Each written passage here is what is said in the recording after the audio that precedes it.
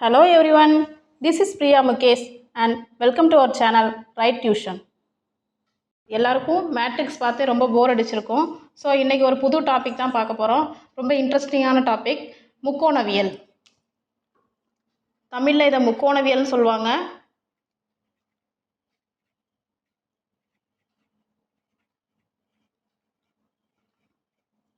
இங்கிலீஷில் ட்ரிக்னோமெட்ரி.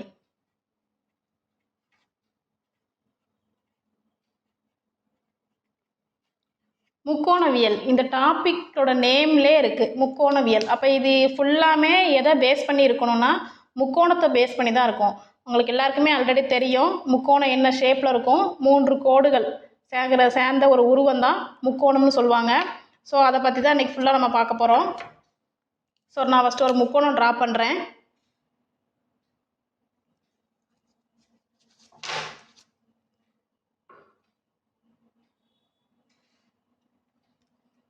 இது ஒரு செங்கோண முக்கோணம்.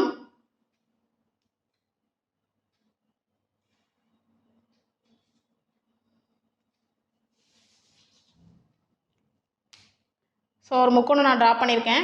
ஸோ இந்த முக்கோணத்துக்கு ஒரு பேர் கொடுக்குறேன். இதை ஏன் வச்சுக்கலாம், இந்த எஜ்ஜை, இதை பி அண்ட் இது சி.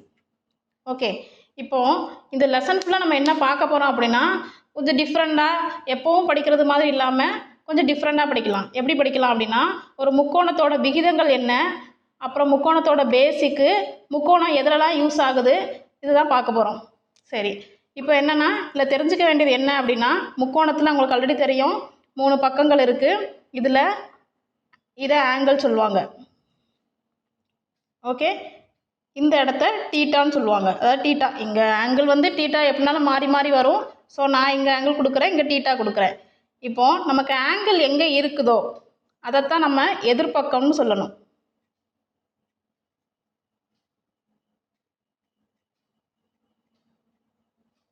ஓகே, எதிர்பக்கத்துக்கு ஆப்போசிட்டில் இருக்கிறது வந்து கர்ணம்.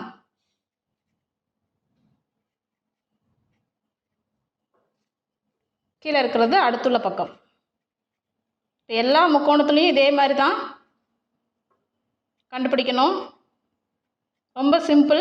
நம்ம எதிர்பக்கம் எது அப்படிங்கிறது கண்டுபிடிச்சிட்டாலே ஆட்டோமேட்டிக்காக நமக்கு கர்ணம் என்னன்னு தெரிஞ்சிடும், அடுத்துள்ள பக்கம் என்னன்னு தெரிஞ்சிடும். இந்த ஆங்கிள் இருக்குது பாருங்கள், இந்த ஆங்கிள் இருக்கிற அந்த சைடு தான் எதிர்பக்கம்னு சொல்லணும். அந்த எதிர்பக்கத்தில் ஆப்போசிட்டில் இருக்கக்கூடியது கர்ணம், மீதி உள்ளது அடுத்துள்ள பக்கம். ஸோ இதையே நான் வந்து இங்கிலீஷில் சொல்கிறதா இருந்தால் ஒரு முக்கோணம் ட்ரா பண்ணிக்கிறேன்.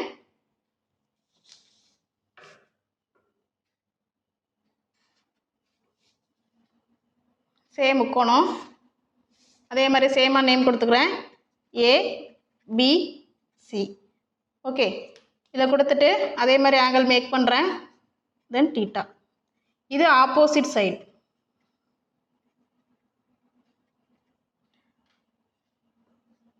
இது அட்ஜசன்ட்.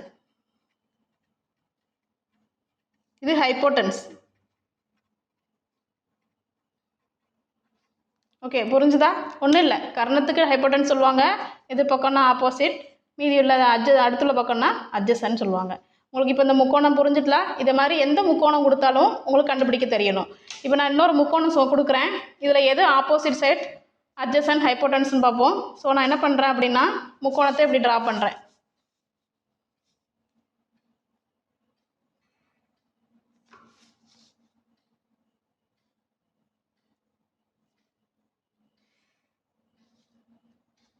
ஓகே, இதில் இது இங்கே இருக்குது, இது இங்கே இருக்குது. ஸோ இதுக்கு ஒரு நேம் கொடுத்துக்கலாம், ஏ பி அண்ட் சி. சரி, ஓகே. இதில் எதை ஆப்போசிட் சைடு சொல்லுவோம், எதை அட்ஜசன்ட் சொல்லுவோம், இது ஹைப்போட்டன்ஸ் சொல்லுவோம் அப்படின்னா இப்போ பாருங்கள் ஆங்கிள் இருக்குது, இந்த பக்கத்தை தான் எதிர்பக்கம், இது எதிர்பக்கம். எதிர்பக்கத்துக்கு இங்கிலீஷில் என்ன சொல்லுவோம் அப்படின்னா ஆப்போசிட். ஓகே, டீட்டா இருக்கக்கூடிய இந்த பக்கத்தை என்ன, எதிர்பக்கத்துக்கு ஆப்போசிட்டில் இருக்கிறது கர்ணம், ஹைப்போட்டன்ஸ்.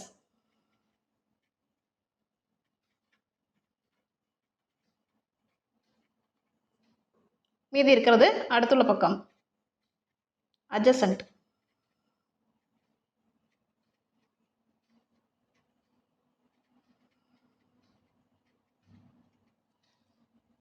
ஓகே, இதுதான் முக்கோணவியலோட பேசிக். அதாவது எதிர்பக்கம், கர்ணம், அடுத்துள்ள பக்கம், ஆப்போசிட் சைட், அட்ஜசன்ட், ஹைப்போடென்ஸ்னால் என்னன்னு தெரிஞ்சுக்கிட்டோம்.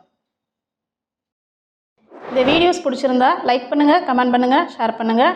அண்ட் மறக்காமல் ரைட் டியூஷன் சேனலை சப்ஸ்கிரைப் பண்ணுங்கள். கூடவே அந்த பெல் பட்டனை கிளிக் பண்ணுங்கள். தேங்க்யூ.